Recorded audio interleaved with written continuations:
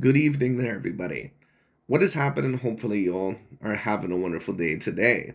So, when it comes down to it, I thought, of course, that I would review this little video, I believe by ESPN MMA, where they did a little interview talking about the big up and coming heavyweight fights of this weekend, actually, of today, since I'm doing this video today. And once again, I stated that I wanted to get a little bit more into the UFC as well. So, I thought that this would be my first breakdown, or kind of, one of my first breakdowns of that of a UFC fight. I've, of course, talked about UFC before, but I'm going to start to do them a little bit more regularly.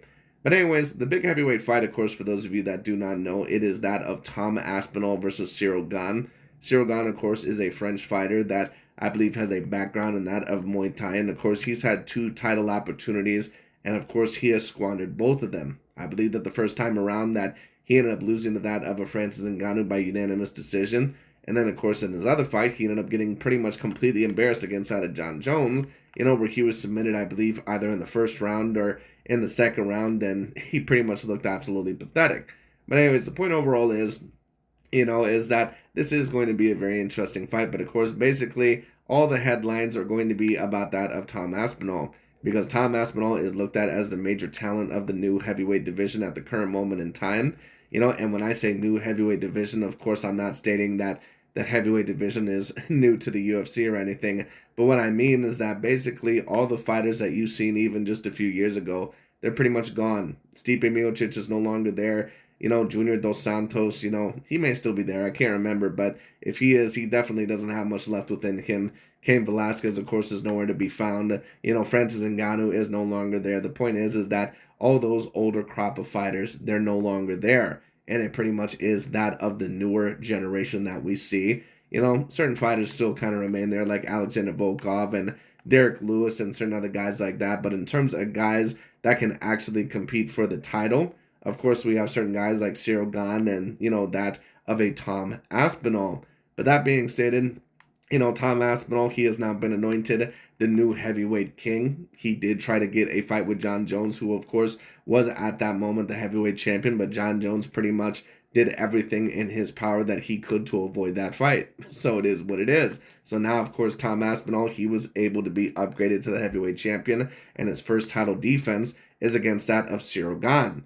But the question of overall with this video was that Daniel Cormier had was that, are there certain people overlooking that of a Ciryl Gane? And will Tom Aspinall really defeat and will he dominate that of a Ciryl Gane? And in my personal view, yes, he will. But this is going to be my fight breakdown. This is going to be my fight prediction. I believe 100% that Tom Aspinall will win this fight. And I will explain why as the video goes along. But I thought this video was just very particularly interesting. And I will be talking about some of the other fights on here as well. But keep in mind that, unfortunately, I was not able to do quite as much research on those fights as what I was able to do on the main event with this one, because I was purely, kind of focused on this one. And because I was a little bit busy, I was not able to do as much research on the other fights as what I wanted to. But I'll still be giving you guys, my educated guess on them, because I have watched those guys fight before, at least the majority of them. So I'll be talking about some of the other fights as well, but mainly the Tom Aspinall versus Ciryl Gane fight. But with that being stated, let's get into it, and I'm going to give my fight breakdown. Matt Johnstone Thomas here with Daniel Cormier. We're in Abu Dhabi. 2 title fights on the line this week. Yes. Big heavyweight fight. Let's get into it. Just how important is it to we have the fight with Tom Aspinall, Ciryl Gane, closing the chapter of Jon Jones, titles on the line. This is the biggest fight in the heavyweight division, and honestly, it is the fight. It's the right fight for the heavyweight title when you're trying to move past Jon Jones. Look. It's pretty much the only fight that could even capture any intrigue in the heavyweight division right now, once that Jon Jones really has left the division, unless Alex Pereira, or Piera, however you want to pronounce his name, Mr. Poatan, unless he ends up moving to the heavyweight division, I don't really see any other fight that is going to be for Tom Aspinall that really is going to bring that much intrigue. And the heavyweight division for the UFC right now, they're in dire need, in my personal view, of some actual new talent there. Because who really is going to defeat Tom Aspinall there? Like who really is going to have a major chance? Ciryl Gane probably has the best chance at the current moment in time, and I don't even think that he stands that much of a chance. The only other guys there that would probably still be good or even have a chance would be guys like, maybe Alexander Volkov or, that one Russian fighter, Sergey Pavlovich or whatever his name is. But Aspinall's already defeated those guys, and he defeated them with relative ease. So it's like, who else is really going to be there? Spivak and, overall Almeida and some of these other guys. Like, the heavyweight division just has no actual talents that, in my view, overall would really defeat that of a Tom Aspinall. And of course, I'm not claiming that I want Aspinall to lose or anything like that, but it is going to lose a little bit of esteem if people believe that there are no actual talents there for you to fight there, or that there are no actual contenders. So hopefully we get to see very soon certain talents that may arise that may actually be a threat to Tom Aspinall, because other than Ciryl Gane, there's literally no other fight in the heavyweight division that, in my view, that would really bring a whole lot of, excitement. But we'll see. Tom Aspinall has proven to be one of the most exciting heavyweights that we have seen in a real long time. But in Ciryl Gane, you have a guy that has more experience, more 5-round experience, and more title fight experience than Tom Aspinall. So I think it makes for a... Well, let me talk about that very quickly, Daniel. And of course, this is DC, Daniel DC Cormier, or however you pronounce his nickname, whichever order it goes in. Daniel Cormier, of course, was one of the greater fighters, one of the more underrated fighters, actually, of his era. And he was someone that was one of the greatest fighters that, of course, I had ever seen.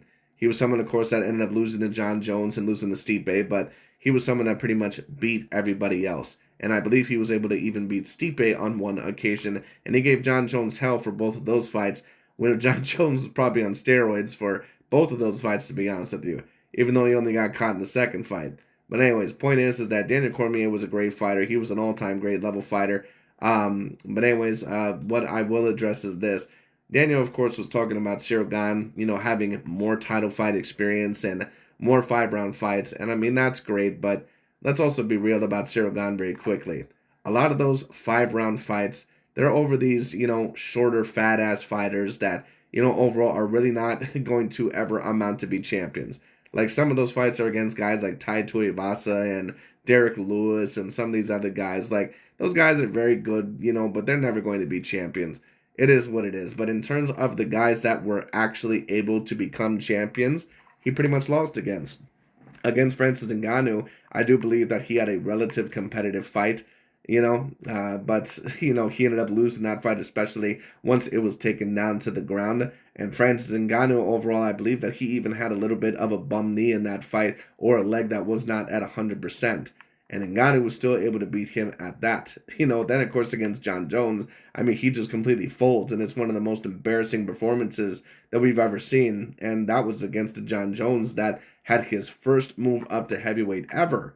So I think that, the jury is out on that of a Ciryl Gane. I think the writing is somewhat on the wall. And I think people are starting to say, well, you know what? If you have an actual potential to become the heavyweight champion, you're going to have to prove it, because so far from what we've seen, you're not as good as what you were presented to be. And then it also doesn't help that in his most recent fight, I believe against Alexander Volkov, who's gotten a little bit better as of recently, however, still not a fighter that more than likely would become champion, many people don't believe that Ciryl Gane ended up winning that fight.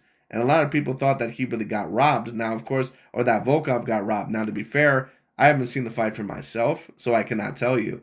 But the point is that, Ciryl Gane, people are kind of, getting tired of this shtick about how good he is, and basically every time he's in a title fight, he pretty much, embarrasses himself.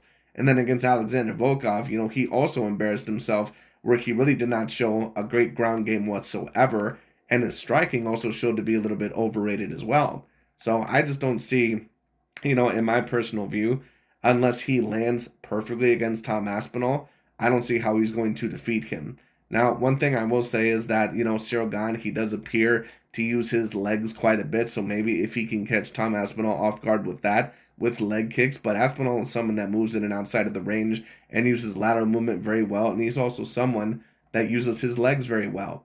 So I just don't know if I see that really being a major problem. The only other fault that I would really see in Aspinall's style is that sometimes when he moves his head, he could change levels a little bit better, although he does move his head very good. But one fault that I do see that can be a problem is that certain fighters, they will back up, kind of in a straight line, or position their body to back up their upper body to avoid a punch, which can be good at certain times. But if you are too much in the range, or if you back up too much in a straight line, and if your opponent has a good enough reach, or if they are prepared for that to throw in combination, you can possibly be backed up and then you're a little bit off balance and you cannot move out of the way of that punch and it might land perfectly and you might potentially get knocked out in that position. I've seen it with Alexander Volkanovski, overall a couple of times. I believe that one punch that eventually ended up kind of landing against Topuria. Now, to be fair, that was more when his back was up against the cage. But I've still seen Alexander Volkanovski do that, where he moves his head relatively well, but he'll move it straight back, and his opponent was prepared for that, overall, because you're just kind of leaving your head there in a back straight line, and then they were able to throw a right hand down the pipe. So Aspinall's got to be careful about that, but other than that, there's just not really anything major in his style, in my view, that I would really claim is going to lose him this fight against Gane. And really the only chance that I think Gane has is that if he just lands the right punch or the right strike, that's really about it. Other than that, he does not beat him anywhere. He does not beat him in boxing. He does not beat him overall in hand-to-hand striking. He does not beat him, I believe, in stamina, at least from what I've seen. Now, to be fair, I've not ever seen Tom Aspinall really in a full 5-round fight, at least from what I have seen, at least against a top contender. But Tom Aspinall, overall, he appears to have good stamina from what I have seen. And we do know that Gane at times that he can kind of wear down, especially if you mix the ground game or, can prove to have some problems in his style. Or excuse me, if you can prove overall once again to give him problems, he will tire out a little bit. So I don't see how Gane is going to defeat Tom Aspinall. But, we'll see. And then when it goes to the ground, forget it. Because Ciryl Gane is, he's useless on the ground. Very interesting fight, especially seeing the skill sets of the two fighters. Yeah, when you look at Tom's resume compared to Cyryl's, like you mentioned, he went 25 minutes with Francis. Yep. Had the fight with John. People are kind of overlooking Ciryl a little bit. Why do you think that is? I don't know. I think we fall in love with what we have seen recently, and I think what's going to haunt Ciryl for a long time is the visual of him versus Jones. In his biggest... Right, but it's not just that. Listen, that is a big part of it. That might even be the main reason. Because at the end of the day, Jon Jones, that was his first move up there. And he basically just pretty much took you to the ground, overall. And basically had his way with you like you were nothing. So, once again, 43-year-old Stipe Miocic, who was off for 3.5 to 4 years. He gave him twice the fight than what a prime Ciryl Gane did. So people, I think, are a little bit over this, how good Ciryl Gane is, in actual reality, because he's proven that against the true championship level fighters that he's not as good as them. It just is what it is. So not only is there that, but people also seen the recent Alexander Volkanovski fight. His ground game has been completely exposed. And also when we take a look at his resume, it's not like his resume is really that fantastic either. What really is his best win? Probably Alexander Volkov, I guess. That might be really about it. Maybe there's another fighter that I'm forgetting. He has wins over an older JDS. He has wins over Tai Tuivasa, I believe, and Derek Lewis. But come on. There's no one on his resume that people would ever say, wow, this guy really has the potential to become a champion. Moment it went like it did. So people just think about that, and all they've seen Tom do is knock him down. But I always ask, right? Especially because Ciryl Gane, in my view, doesn't even have someone like a Sergey Pavlovich, on his resume, or that one big Russian dude that was knocking everybody out. He doesn't even have someone like that on his resume. We get to these big fights, you ask the question that most people don't watch, on the surface, right? We all look at surfacey things. But when you really dig into the numbers, Ciryl Gane is an athlete. Tom Aspinall is an athlete. That's why people struggle with him. Cyryl's the only guy that can actually move with them. Right, but Tom Aspinall's, people don't just struggle with Tom Aspinall, Daniel, because he's an athlete. People struggle with Tom because he has an all-around complete game. Ciryl Gane, of course, people struggle with him because he's an athlete. He's also a very skilled fighter, but, he's also someone that you can tell that he definitely is helped out by that reach and that length that oftentimes he has. And when he actually faces fighters that can deal with that, like in Alexander Volkov, he has a little bit more problems. In the heavyweight division. And, of course, Jon Jones and Ngannou. Ciryl Gane has fought 25 minutes against Francis Ngannou. Went 23 minutes with... Yes, and did what? Derek Lewis. Ciryl Gane has been in front of Power Strike.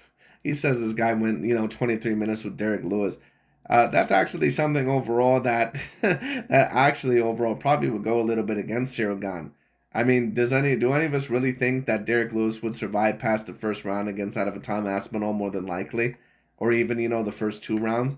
The fact that you went 23 rounds with someone that, A, has never really taken his shape all that seriously, And then B is someone that pretty much is only mainly a striker and someone that can be a little bit predictable in that. And you win 23 minutes with that guy? In most cases, people would believe bigger power threats than Tom Aspinall. All these things should sway people towards Ciryl Gane. But instead, they're ignoring that because in that biggest moment, they saw what happened against John Jones. Of course, because all those stats that you just mentioned, Daniel, they don't mean jack shit if you're overall losing overall to the bigger contenders. No one cares if you're beating these fat fucks like Derek Lewis or Tai Tuivasa or these older fighters like JDS or a guy that is a good contender but not a great one in Alexander Volkov. But then every time you face an actual great contender, you pretty much get embarrassed. Of course, people are only going to take a look overall once again at what you did in great moments. Anyone overall who has the talent of a Ciryl Gane can look good against good or, overall, top level contenders. But what do you do against the true championship level contenders or championship level fighters? That determines how great you actually are. You think about when the fight could get to the third, fourth, fifth round. I mean, even in the second round with Tom Aspinall.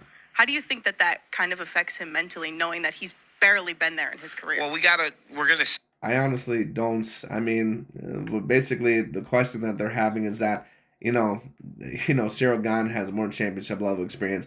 I mean, he does technically, but let's be real.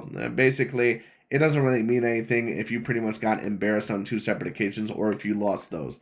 Now, the Ngannou fight was relatively competitive from what I remember, but the John Jones fight wasn't competitive whatsoever. And Ciryl Gane also appears to tire out more than what a Tom Aspinall does, and Aspinall actually seems to be better under the bright lights than what a Gane is. So I just, they're phrasing this about, well, Gane has more championship level experience. I mean, you never know, because we've never seen them fight, but I do not know how Gane really defeats that of an Aspinall unless he just lands the correct shot. But we'll see. Right? I think that this will be the longest fight of his career. And if it isn't, then the rocket ship is really going to be strapped to his back, right? So many people are ready. I think that there's a potential for Ciryl Gane to last 2 rounds, maybe 3 at the most with that of a Tom Aspinall. But to be quite honest with you, I expect Tom Aspinall to get him out of there within at least the first 2 rounds.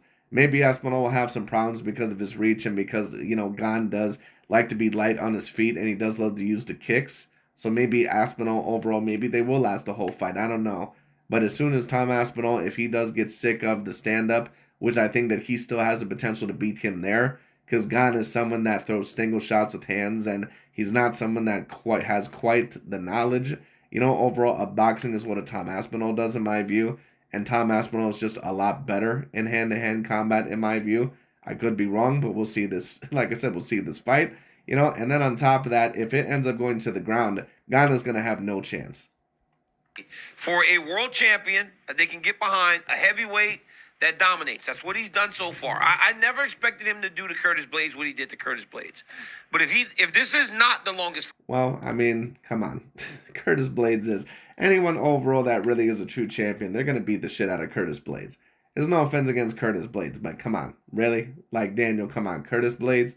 Like, Curtis Blades has basically lost almost every big fight of his career against the true top 5 guys.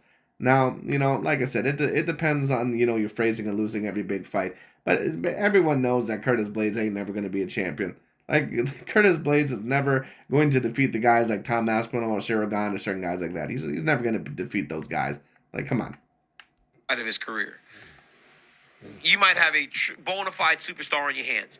But if it is, you'll learn a lot about Tom Aspinall because I truly believe that right now is the time to fight him. Before he has all of those experiences. When people say stuff like, well... That's a fair point by Daniel right there. Which is that, if you want to beat Aspinall, it's when he's still a little bit green and figuring out, his identity as a true championship level fighter. One thing I will say about Tom Aspinall is this. I've not really seen him in a true 5-round fight before. He pretty much has stopped everybody that he's ever faced, at least from my knowledge. So, I mean, the point is that, I don't really know how he would be in a 5-round fight. But we're not going to know until he faces someone that can actually push him there. Do I believe that Ciryl Gane is the fighter to push him to 5 rounds? Maybe, but I doubt it. When John Jones wouldn't fight Tom, everybody's like, well, would you have fought Tom? I was like, yes, right now. Because I don't want to fight him past the moment he's been 25 minutes. We have seen guys like this before. Francis comes to mind. Francis had beaten everybody. First time he fought 25 minutes, he looked like he was going to die against Stipe Miocic. And then Right, but that pretty much overall was very easily guessable, and the reason why that was is because Francis Ngannou, I mean, I'm not sure overall if he's on anything. I mean, if I had to guess, probably, but I mean, it's whatever. But Francis Ngannou was like, what, 260, 270 pounds of muscle? You cannot be that muscle bound overall and not tire out if you don't know how to pace yourself. Ngannou basically was like, that one bully, overall that basically was beating up every kid on the block. And then overall, he finally fights a kid that knows how to fight back. And he's like, oh shit, I don't know what to do here. So I mean, and I'm not claiming that Ngannou was necessarily a one-dimensional fighter or that he doesn't have heart or anything. That's not what I'm claiming. But basically, he was like a fighter that was running through everybody. Then he finally fights someone that actually knows how to fight back. And he was surprised because it had never really happened before. So, I mean, the point overall is that was very obvious that was going to happen because Ngannou was so damn muscle-bound. And when you're that muscle-bound, you get tired out very quickly. But Aspinall does not appear to be that muscle-bound. once he experienced it, he came back and knocked Stipe out. And then he did it again against Ciryl. But it's a matter of getting these young guys with all this power early before they understand how to keep some in the reserves as you get to those later championship rounds. And Ciryl is someone that has fought for this belt before. Mentally, does that affect you at all, knowing that you've lost to Francis, you've lost to John? Now this is really like, is it a do or die moment for Ciryl to get the belt now? You would think so, but I spoke to Ciryl this weekend, and he told me he feels like there's plenty of time. He said for the last 4 years, he's been ranked in the top 3 in the world. And as we know, there's a lot of turnover at heavyweight. That's why he's getting so many opportunities. Yeah.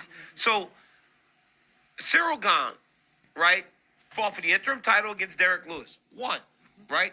Ciryl Gane fought Francis Ngannou, lost for the Undisputed Championship. Lost to John Jones for the Undisputed Championship. Is fighting for the Undisputed Championship. Why? Because every time there's a new champion. There's so much turnover that if he just continues to do his job, win or lose this weekend, there are more opportunities. It's not the end of the story for either of these guys. And both men are really bringing in... Well, I would somewhat agree with that, but, I would say that whoever were to lose this fight, it would definitely be a lot more impactful for that of a Tom Aspinall. Because Tom Aspinall is looked at as a guy that is the best heavyweight and one of the most talented heavyweights that we've ever seen. And if he ends up losing, a lot of that aura is going to get shipped out the window. But if Gane loses, it pretty much is going to be looked at as, okay, we pretty much knew that about Gane, that he's a very good fighter, he's a great contender, he's top 3, top 5, but he's never really going to become champion. So, I mean, we'll see what happens. But that being stated, UFC, because oftentimes fighters don't get criticized as harshly as what they do in boxing for losing, because there's been many fighters that have lost fights and then came back and actually become champions, or were able to turn around their career, and then, but in boxing, if you even suffer one loss, especially, in this current day and age, it's a lot more difficult, to kind of come back with that. But anyways. Specific people to help them. Tom was bringing in a kickboxer. Ciryl really focusing on the wrestling. When you think about who has the clearer path to victory, what comes to mind? I think Tom Aspinall with the knockout power. Obviously we have not seen Ciryl Gane get hit and put down, but when you watch this Aspinall, you just can tell he's special. He's a special fighter. He's big. He's strong. He's physical. He's in tremendous shape now. Tom Aspinall, when he knocked out Sergey Pavlovich had knocked out 10 people in a row, and it was like nobody could take a punch from him. Tom just destroys him in the... That dude, Sergey Pavlovich, I believe is how you pronounce his name. I'm not sure. If I'm wrong, someone correct me. That dude has the most insane shoulders that I've ever seen. And what I mean by that is not only does he have strong-ass, upper body, but that dude is built like a tank. His shoulder width is absolutely insane. That's why he has, an 84-inch reach for only being, 6'3". It's absolutely crazy. Biggest fight of his career in one round in Madison Square Garden. Yeah. Right? And this kid, he's special. Tom Aspinall is a special fighter, and when you watch him, you know that you're looking at something special. But I think that he has the toughest fight of his career on Saturday night. I think I saw something the other day that Tom Aspinall said that Sergey Pavlovich hit him the hardest, which is funny because I think Sergey only threw one punch. Because Sergey couldn't keep nothing going. So it would be interesting, given Cyryl's striking power, too, to see, how that maybe compares after the fact. But Cyryl's more of a touch, pop you, beat on you, and then later he starts to really try to put. Yes, agreed. He's more of a get in and outside kind of guy. So I don't know if he's going to hit, at least at first, as hard as that, say, of Sergey Pavlovich, but we'll see what ends up happening. That being stated, Tom did end up getting hit with a flush shot within that fight. He needs to be careful that, he does not throw at the wrong time, or try to throw all the time while Ciryl Gane is, always trying to throw right at him. At times, of course, you can do that, but, just make sure not to be too repetitive. The damage on you. I think he's going to have to take more chances this weekend because he'll have to get Aspinall to respect him. If Aspinall doesn't respect you, he will walk right through you. He's so fast, man. He's an athlete. I like watching Tom Aspinall fight. I tell you that much. It'll be a fun one. But before we get to that, co-main event, yes, vacant strawweight title between Virna Virna and Mackenzie Dern. A rematch. Yeah. You've had rematches in your career. This one spans 5 years, though. Is there really anything you can take from the first match, or is it kind of a new slate? So I had rematches, a lot of them actually, but they were all relatively quick. Mm-hmm. I think the Virna Jandiroba that we saw back in the day is not the same person. Sure, she has the same skill set, but she's so much more developed in her career that I really have not seen enough of either of those fighters to really comment that much. What I have seen from them in the past, Mackenzie Dern versus that one Brazilian girl, I believe more than likely that I would favor Mackenzie Dern, but if the Brazilian girl ended up winning, I wouldn't be surprised because, to be honest, I don't have enough of an idea, really about either of them to give you guys a full-on accurate breakdown. I would only have to go off of what I've seen from them probably a few years ago because, to be honest, I've not really watched either of them more recently. So we'll see how that fight goes. I do remember when Mackenzie Dern was looked at as one of the greater talents, but we'll see. I don't know that you can look to that much. And Mackenzie Dern has changed too. Mackenzie now is more sure of her striking, and she's actually a better striker today than she was when they fought the first time. So I think we're looking at two different athletes. It's a matter of who can impose themselves on the opponent. Like who can implement the grappling offensively is what's going to be the difference between these two. Because we've seen now, if Virna gets you down, she can dominate you on the mat. We've also seen Mackenzie do the same thing. Really a new era in both divisions. You'll get the heavyweight division. Whoever comes out will be the new division champion, obviously, and then strawweight, a new champion as well. So especially when you never thought we'd ever get a new champion because Zhang Weili was just so damn good. And we have that to look forward to in New York. Yeah, that's coming that's going to be crazy. That's going to be a good one. But first, 2 title fights on the line here in Abu Dhabi. Guys, don't miss it. UFC 321 this Saturday. But anyways, that pretty much is about it. In terms of the other fights, Umar Nurmagomedov versus Mario Bautista. I'm going to go with Umar Nurmagomedov. I think that he's a bit too talented. And I think that Bautista, although he's very good, I don't know if I see him actually getting into the top 5. He beat Patchy Mix, but, Patchy Nix or Patchy Mix, whatever his name is. But let's be real, Patchy is someone that, was used to fighting these Bellator guys. Then as soon as he got into the UFC, he's seen what fighting true fighters was really about. So, it is what it is. Or true top-of-the-line fighters was truly about. Anyways, but that being stated overall, I believe that there's the Rakic one. I cannot really comment on that one because I have not seen the other Russian guy fight. Rakic, of course, is a very, very good contender, so we'll see how that fight goes, but I can't really comment on that one. And I believe that there is also, is it Volkov versus Almeida, or who's fighting Almeida? I cannot remember for the life of me. I apologize. But anyways, but we'll see overall how that fight goes. But for the Tom Aspinall versus Ciryl Gane fight, I believe that Tom Aspinall is going to defeat that of a Ciryl Gane. I do not see how Ciryl Gane defeats him unless he just lands the correct strike. I think that Tom Aspinall is going to be a little bit too busy. I think he's going to be too quick, too strong, and just too complete as a fighter. He's someone that not only is very powerful, but he's very fast, and he's someone that, in my view, is a technically better fighter than Ciryl Gane.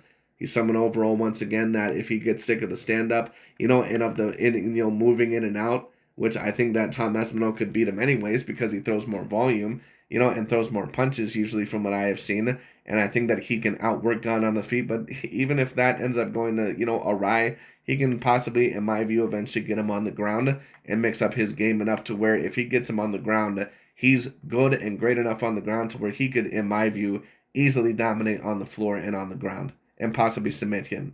But I expect Tom Aspinall to get a stoppage, whether it be by submission or whether it be by stand-up, probably within about 2 rounds. Wouldn't be surprised if it was the first round either, but we'll see what happens. Anyways, that pretty much is about it for today. Thank you all so much for watching. And I'll talk to y'all later, and we'll see where this fight goes.